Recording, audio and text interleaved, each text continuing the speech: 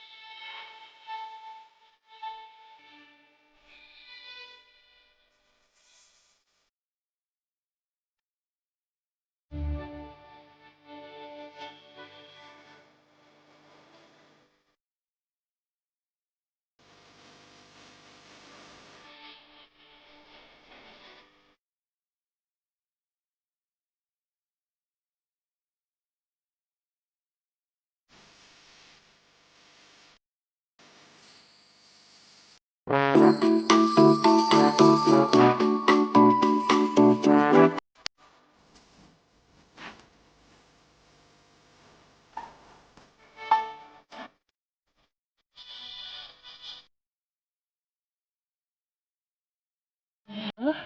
Mart. Meron tayong pasta, beng-beng, tang, Angel Creme Lazada, Safeguard Body Wash, Sonos Color Safe, Minola Coconut Oil, Coke 1.5, mayonnaise, Magic Creams, Choco Chips, All-Purpose Cream, Red Pan, Clover. Ito, ladies, UFC, sweet chili, ketchup, Yakult, macaroni salad, Cowbell, Alaska, Creme, Eden, Lemon Square, Skyplex, Oreo, Bear Brand, Cheese and Vapor. So, yan. So, lahat ito ay 2,933. So, okay lang siya. Walang hassle. Nag-order ako kahapon, deliver ngayon. So, di na kailangang umalis ng bahay. Yan na. Deliver na nila. Paano nga ba mag-order online? So, merong link na ibinigay ang Walter Mart sa isang page dito sa amin kung saan pwede mong pasukin para makapunta ka dun sa kanilang online form or order form. So, tulad ng nakikita nyo, nasa Facebook ko yan, meron silang announcement doon sa kanilang delivery. So, binuksan ko yan para makapunta ako at makapag-order. So, ito na yung link na order form. Kailangan lang nating i-fill up yung mga hinihingi na data like email address, address mo, contact number, tapos yung full name para alam nila kung saan i-deliver. So yan, kailangan din checkan mo kung ikaw nag-approve sa kanilang consent form. So yan, ito yung kanilang order form. Maraming pamimilian, may fruits and vegetables. Yan. Pero hindi ako na nag-o-order kasi meron naman ditong tindahan sa amin. Meron ding fresh meat and poultry, mga karne. Mostly ay chicken and beef. Dairy and eggs. Yan. Maraming frozen foods. Pero hotdog lang ino-order ko dyan. Tsaka burger patties.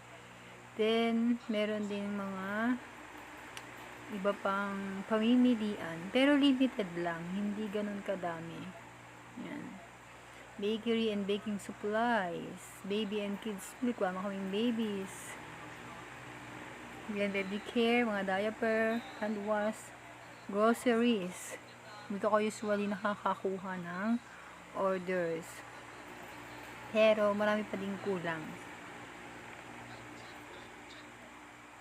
Yan, yung mga eggs, mga cheese.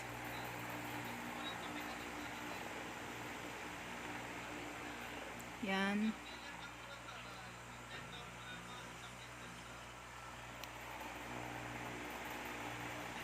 Ang kagandahan lang dyan, meron din cooking needs. Nakapag-stock na ako ng mga cooking needs.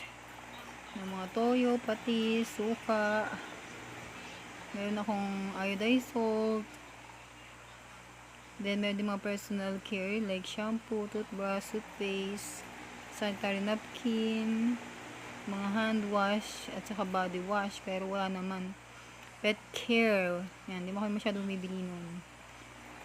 May nakalagay, pero pagka diniliver, wala sila. Out of stock na. So, yan. Yung sinasabi ko na customer notes. Pwede kang magdagdag dyan ng yung order. Pwede mong ilagay. Basta ilagay mo lang kung ano kung ilang quantity mo, anong brand, anong size. usually dyan ako maraming na ilalagay kasi nga yung wala doon sa choices, dyan ako nag-o-order. Then after nyan, pwede mo na siyang i-click na next, submit na yon. Mag-i-email naman sila sa'yo. Katulad nyan, may na-receive akong email na natanggap na nila yung aking order. So yan, pag binuksan natin yan, lalabas kung ano yung aking mga order sa kanila. At yan na nga yung aking mga order. So yan yung Google form ng order form nila. So wala akong masyadong order doon sa taas dahil doon sa customer notes doon ako naglagay ng mga orders. Yan, kita nyo ba? Haba. Diyan marami akong na-order. Sabi nga, hindi ko nga alam bakit wala sila noong ibang mga items. Yung katulad ng kalinisan.